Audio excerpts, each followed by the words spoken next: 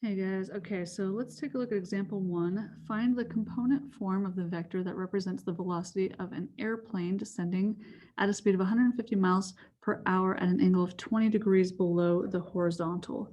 So first of all, it says 20 degrees below the horizontal, and then when I'm looking at my little diagram here, my picture, they've got like 20 degrees, or sorry, 200 instead of 20. So let's see what they're talking about. 20 degrees below the horizontal is this angle right here, like 20 degrees past my 180, 20 degrees past the 180. There we go. So that's what it's talking about below the horizontal, like below that x-axis. Now we have to figure out which of the angles are we going to use. Well, I do know that as far as my vector goes, I should have like a negative for my x and a negative for my y, just because I'm in the fourth quadrant here. I had a negative x and a negative y. So I know those should both be negatives, which for that reason, if I'm using 20 degrees, that's in my first quadrant over here, straight up 20 degrees, not 20 degrees below the horizontal, but straight up 20 degrees is over here. And that would give me like a positive x and a y. So I think what I'm going to go with is the 200.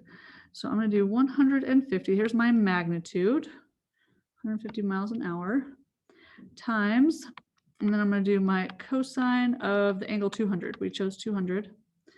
And the sine of 200 degrees also. All right, so this is not on my unit circle. So we're going to use the calculator here. And I'm going to put the cosine of 200 degrees. For me, I always have to check the mode and make sure I'm actually in degrees. This one's in radians right now, so I'm going to go change that down to degrees. Okay, so my cosine of 200 degrees and my sine of 200 degrees. Okay, really messy. I'm probably just going to write 2 decimals, but I'm going to keep those in my calculator so I can use them. So this was like, first of all, they're both negatives. That's a good sign. This was like a negative 0.94, yada, yada.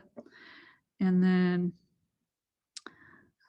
yeah, that's rounded, but again, I'm going to keep this in my calculator. The other one was like a negative 0.34, blah, blah, blah. Okay, so yes, I wrote down these rounded ones, but I'm keeping all of it in my calculator so that when I distribute my 150, let's see what we get for the x's and the y's. Again, cosine has to do with x's. So I'm going to do 150 times this cosine of 200. Oops. Let's try this again. 50 times, there we go.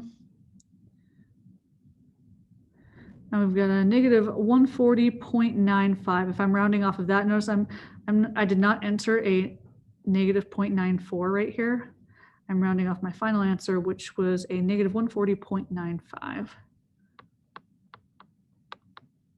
All right, I use the cosine to get my x. The sine will help me with the y. I still have to distribute the 150 to that as well. So 150 times, and then I already had my sine of 200 up here, which yes, I had the rounded one written down, but I'm putting the whole thing in my calculator, and it looks like I'm going to end up with negative 51.30 if I go to 2 decimals. Or you can just call it like 51.3, negative 51.3. All right, so there is the component form, okay? There's my component form of that vector. All right, so number 2, very similar. Find the component form of the vector that represents the velocity of an airplane descending at a speed of 100 miles per hour and at an angle of 15 degrees below the horizontal. So very similar to what we were just doing. Pretty much we are just changing the numbers. So we're gonna kind of assume it's the same picture and all that good stuff. So like the 15 degrees below the horizontal is talking about going 180 degrees plus 15. So I'm landing kind of in this spot right here. So 180 plus 15 gives me a total of 195 degrees. Okay, and then my 100 miles per hour, that's going to be my magnitude that I put in front. So I've got my cosine of 195 degrees plus the sine of 195 degrees. Okay. They want the component form of the vector. So I'm going to do my like x and y here. Both should be negative because I'm in the third quadrant. So I'm going to pretty much do this a little faster. I'm going to do it all at once. I'm going to do my 100 times the cosine of 195. Okay, this will give me my first number for the x's. So negative 96.59. Okay. And then for my y's, again, I have to distribute the 100 to that. So 100 times the sine, in this case, sine always has to do with the y values. Sine of 195.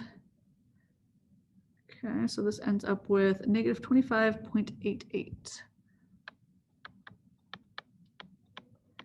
Okay, so here's the component form of that vector. All right.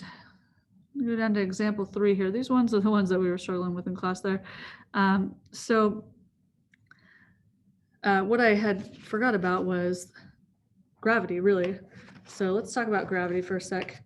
Gravity pulls straight down. Like I'm talking XY axis, gravity goes straight down, not at any angle. So it's not like the C here.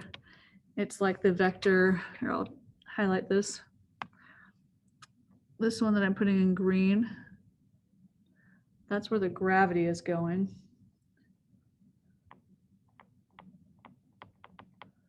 And then let's see here, this in purple right here, that is parallel to which little path the boat is going on.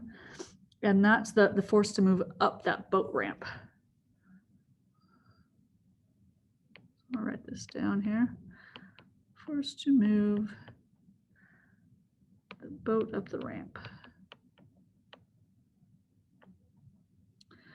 Alrighty, and then this last bit right here, this guy in yellow, that is the force against the ramp. So it's at 90 degrees with the ramp.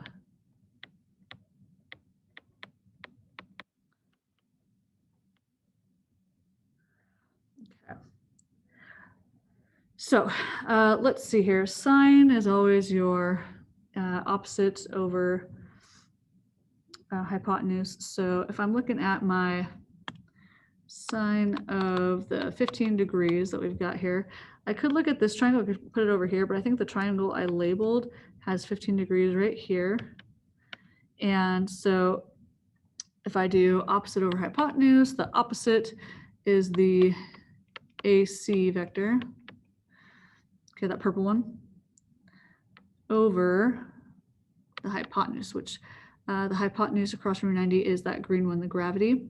So that is your BA vector. Okay.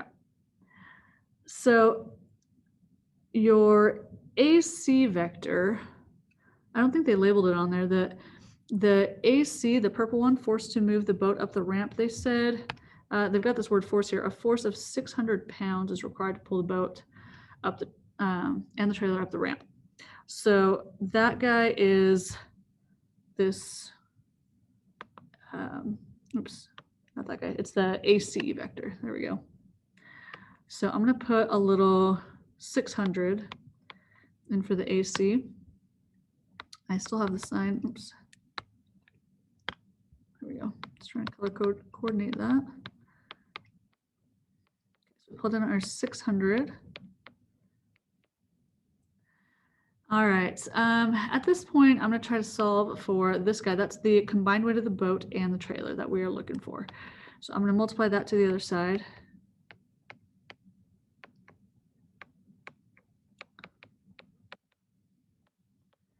I'm gonna divide by my sine of 15 degrees over to the other side.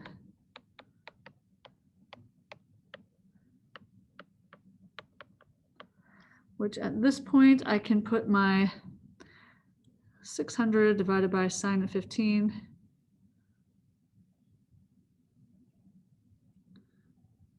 Okay. All right, so here's what we got, 2,318. If we go to 2 decimals, I think that's what they usually want you to do online. So I'm going to go with 0.22. Okay, so that's our combined weight of the boat. I'm going to do this in pounds here. All right. Boat and the trailer. All right, so we had some questions about which direction, like the gravity pulling things straight down, and then your force moving up the ramp here, like the green and the purple stuff. And I think the word force was kind of an indicator. I knew that this force right here, that had to be this side. So I knew that 600 had to go in for the force based off that word. And then also, let's see, that is parallel to this guy. Some people were asking questions about like, why is that significantly less than the green one that's pulling down? And the way I know it's less than, I was actually talking to one of our science teachers about this. They're going in different directions, not necessarily opposite directions, but they're in different directions. So these vectors don't necessarily have the same things to deal with. Like your gravity pulling straight down, that's a bit different than when you pull up this path here. Like, okay, you've got wheels, it's like much simpler, much easier to pull it up that path. So this 600 here is significantly less than the combined weight of the boat and the trailer going straight down. But yeah, I think that's the fact that they're going in different directions really has to do with, it has different effects in different directions. And then your example 4, very similar. All right, so let's see here. I'm going to still do my sine of this angle. In this case, let's see, my angle is 12 degrees this time instead of 15, but same thing. Sine of 12 degrees equals my, let's see, my 500 pounds in this case instead of 600. So I'm going to go with 500 over this vector that I'm looking for. So I'll write it the same way. It's the magnitude of this vector, which the magnitude is just a single value. Okay, so I'm going to multiply that magnitude to the other side. Pretty much solving this the way I did the last one.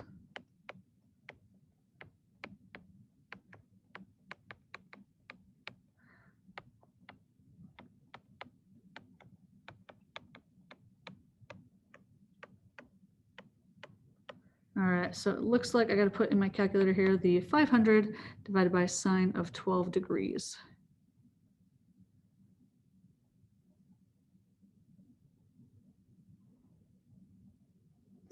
Okay, so another pretty big one here. You've got 2,404. And if I round to the nearest hundredth, I'm going to go with 0.87.